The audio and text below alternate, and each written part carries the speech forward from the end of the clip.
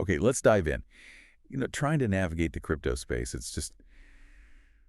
it feels like an absolute flood of information sometimes, doesn't it? Oh, totally. Just endless noise. How do you even begin to find something actually useful, something with real insight? Exactly. And that's kind of our mission for this deep dive. We've got some material from Crypto Info. Market analysis, you often see it visualized on their distinctive yellow charts. Right, those yellow charts. So what's the core idea here? What's Crypto Info's main angle? Well, their big thing, and it really pushes against the grain sometimes, is this firm belief that technical analysis, it's not just one tool. Okay. For them, it's the most superior form of analysis, full stop. Wow, okay. That's a strong stance. Why so definitive? Because, they argue, it shows what people are actually doing. Buying, selling, it's that whole put your money where your mouth is idea, real action. The unfiltered market pulse, Yeah. essentially. Exactly. And they take it even further. They say every single candle on a chart, it contains all the info you need. All of it. That sounds like a lot to unpack from one candle. How? Well, it's about reading the patterns, the nuances within that candle. They believe you can see individual trader actions, sure, but also what the big players, the whales, are doing. The bigger money flows. Right.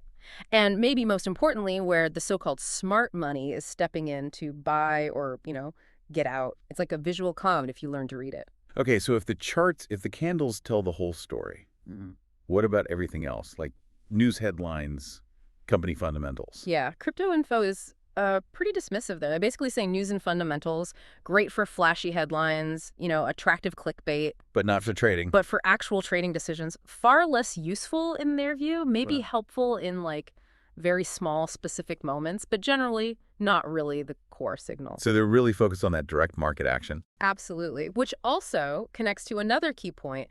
They often bring up this psychological observation Which is? that, most people tend to get bullish right at the market tops and then bearish right at the bottom. The classic herd behavior. Buy high, sell low. Precisely. Understanding that tendency, that psychology, is crucial from their perspective. It helps spot potential reversals, maybe encourages thinking against the crowd. A contrarian viewpoint based on chart signals and crowd psychology. Okay, makes sense within their framework. Definitely. So let's make this concrete. How do they apply this? We have an example, right? Their analysis of ENA using the one-day chart. And those yellow charts again. Yes, exactly. So looking at their analysis of ENA, based on their methods and those yellow charts, the current status they've assigned is bullish. Bullish? Okay. And what's the reasoning? Their observation is that ENA, quote, pumped hard, and it successfully reached its first target level. So good momentum there. But because it hit that target, they also note that, a small correction could happen from this point. A little pullback. A breather, maybe. Makes sense after a strong run. Do they give specific levels to watch? They do. So if ENA keeps pushing up, if it manages to continue the pump, the next upside target they've identified is around 80 cents, approximately $0.80. Okay, 80 cents up. And if it pulls back, if it gets rejected here? Then the first downside target they're flagging is roughly 40 cents, around $0.40. Key levels derived from their chart work. Got it.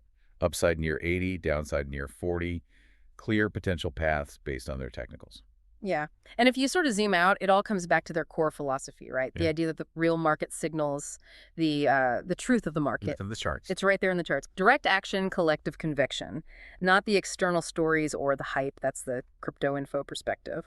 So wrapping this up, for you listening, how might this focus on direct action, on reading those chart patterns, influence how you look at markets?